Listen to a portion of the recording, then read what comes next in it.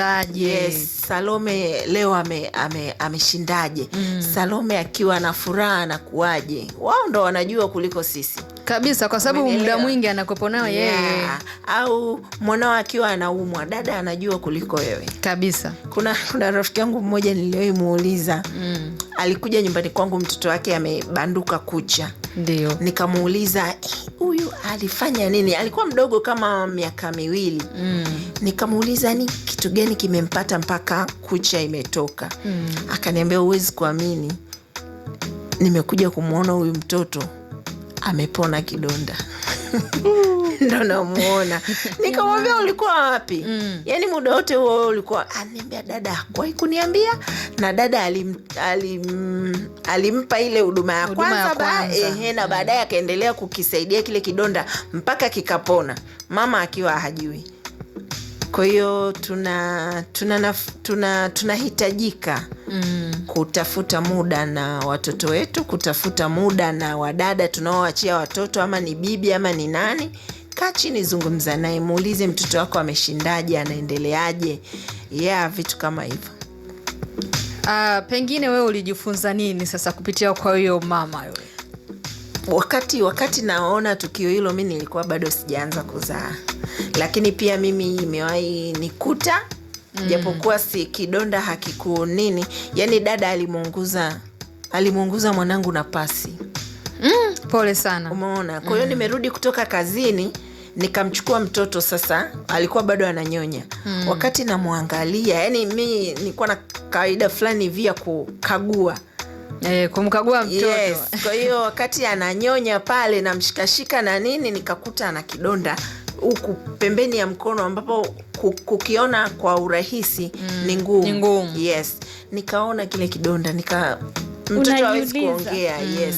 Kulikuwa kuna mtoto wa ndugu yangu ana miaka kama 3, 4 anajua kuongea. Kwa hiyo nikamuuliza yeye. Nikamuuliza, huyu kafanya nini hapa? Akaniambia, dada alimuunguza na pasi. Alifanya nini? Ukashtuka. Mtoto ana miaka 2, yani umemuunguzaje? Namuita dada, ananiambia eti alikuwa anachezea pasi. Hawezi akaungua huku anachezea pasi. Umeelewa? Wewe ulikuwa wapi? Yes, na wewe ulikuwa wapi? Pasi ikawashwa, ikapata moto mpaka mtoto. Kwa hiyo tunahitaji kufuatilia watoto wetu, kuwaangalia, kuwakagua, wakati mwingine kuwaogesha. Kabisa. Ukimwogesha mtoto wako utajua vitu vingi sana. Sana yani. Achana na kumlisha huwezi kugundua vitu.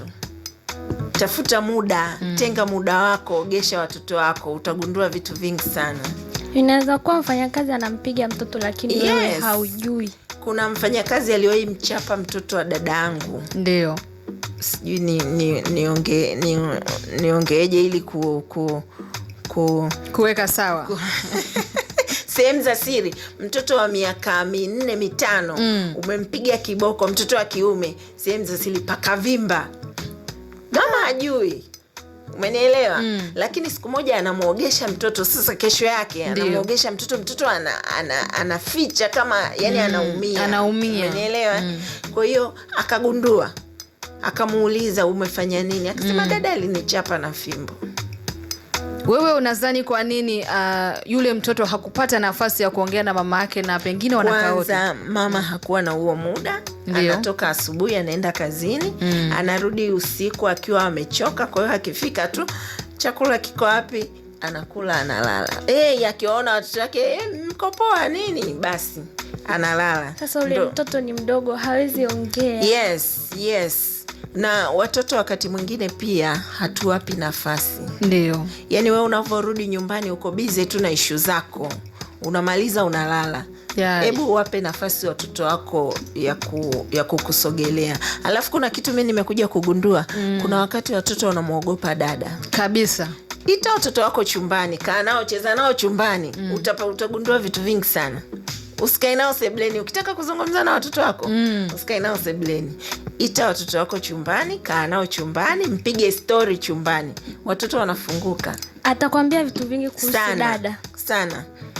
Watoto wanafunguka. Ukiwapa nafasi, wanafunguka, wanasema. Mimi last born wangu pale nyumbani. Ndio. nawapaga access na simu. Kuna wakati unamwachia tu simu alafu unaondoka, unasema kabisa leo hii simu atakuwa nayo fulani, yani ni ya fulani. Kwa hiyo unakuta sasa, siku moja akanitumia message akaniambia, mami nataka nikwambie kitu. Nikamwambia kitu gani? Pale nyumbani kuna dada wawili. Akaniambia kwamba ukiondoka mimi huwa ndo nakuwa dada wa kazi. Can you imagine? Mtoto wa miaka 8 anakuwa anafanya kazi zote. Akaniambia ukiondoka dada fulani yeye kazi zake zote nanituma mimi, na dada fulani huwa ananiambia hivi na hivi na hivi na hivi ukiwa haupo. Unaelewa? Yeah. Kwa hiyo tuwape watoto nafasi, watatuambia vitu vingi sana. Lakini pia tuangazie moja kwa moja sasa yale madhara ni yapi sasa ambayo yatatokea pengine mzazi ambaye hatakuwa na muda wa kutenga kukaa na watoto kuzungumza, kwa sababu tunaamini kwamba wazazi wengi wanaona kwamba kukaa na mtoto au kutimiza majukumu yote ni kama kumnunulia nguo, umeona, na chakula, kumpeleka sehemu akacheze. Sasa tuangalie sasa yale madhara ni yapi sasa ambayo yatamkumba yule mzazi kutokupatia yule mtoto muda wa kukaa naye kuzungumza. Kwanza kabisa mimi nafikiri ni ile tunatengeneza vizazi ambavyo baadaye vitakuja kutushinda wenyewe. Watoto kuingia kwenye makundi mabaya. Yes. Yani kutokumjua mtoto wako, inawezekana akawa amejiingiza kwenye issues ambazo sio nzuri, au akapata akawa engaged kwenye tabia mbaya, tabia mbovu ambazo hawezi kuzionyesha akiwa nyumbani, ukiwa naye hawezi kuzionyesha, lakini anaweza kuzionyesha akiwa kule nje, akiwa na watoto wenzake. Yeah, exactly. Kwa hiyo unajikuta kwamba mtoto wako anakuwa akiwa na tabia fulani, unakuja kujua late. Wanasema samaki mkunje angali mbichi. Kwa hiyo unajikuta ashakauka huyo. Au kuna ile nakuta mtoto mwenzake anamfuata mamake, anamwambia bwana, mtoto wako yupo ana tabia hivi na hivi. Afu mama asikilizi, anakataa. Anamwambia mwanangu hayupo hivyo, siji nini. Mimi nimewahi kuwa na mtoto wa ndugu yangu, nililetewa nyumbani kwangu nimlee. Alikuwa amemaliza form 4. Nikamuuliza, mimi nikakaa naye nikamuuliza maisha aliyoishi shuleni, nyumbani. Nikamuuliza na kitu kingine kwamba una boyfriend? Alikuwa ni wa kike. Nikamuuliza una boyfriend? Akaniambia yeah, tangu form 2. Tangu form 2. Umenielewa? Ndio. Tangu form 2 mimi nina boyfriend. I was like, what? Form 2? Form 2? Wewe. Umenielewa? Lakini mtoto aliamua kufunguka kwangu. Nikaja, mama yake baadaye akaja.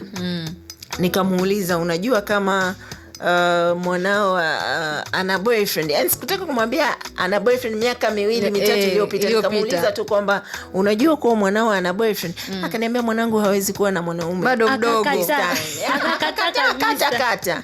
Nikamwambia wewe umewahi kuongea naye? Akaniambia mimi kwanza mwanangu hapendi wanaume kabisa, yani namuonaga anavyokasilika hata wakimsalimia.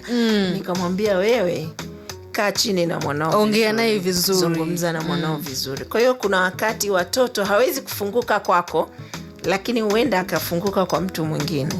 Yani akaona ni rahisi kumwambia mtu mwingine kuliko kukwambia wewe mzazi. Au unakuta mtoto yuko na rafiki yake, unakuta mambo mengi wanaongea. Sasa mzazi hajui, yule rafiki yake unakuta ndo anajua vitu vingi. Kwa hiyo pia tutafute marafiki wa watoto wetu, tuzungumze nao. Na ni vizuri umeongelea swala la kujua marafiki wa watoto wetu. Hilo ni swala la msingi sana. Yani tangu mtoto unavyompeleka shule, unatakiwa ujue, yani ile darasa la kwanza, la pili, la tatu, uwajue marafiki zake ni kina nani. Hasa ukija kwa hawa watoto wetu ambao form 1 mpaka form 4, form 6 chuo, jua rafiki zake ni kina nani, na ikiwezekana kuwa na mawasiliano nao. Itakusaidia sana. Nakumbuka kuna ile kesi ya yule kijana aliyekatwa kichwa. Ndio. Naamini kama wazazi wangekuwa wanawajua marafiki zake na wana contacts zake, yani ni ile mmemkosa tu leo unampigia rafiki yake kwamba hey, fulani aliondoka hapa kaenda shule, yuko wapi? Wewe ndo rafiki yake, lazima utakuwa unajua.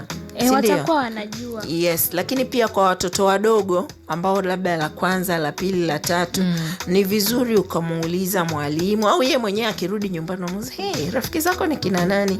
Anakwambia mi labda rafiki yangu fulani, rafiki yangu fulani.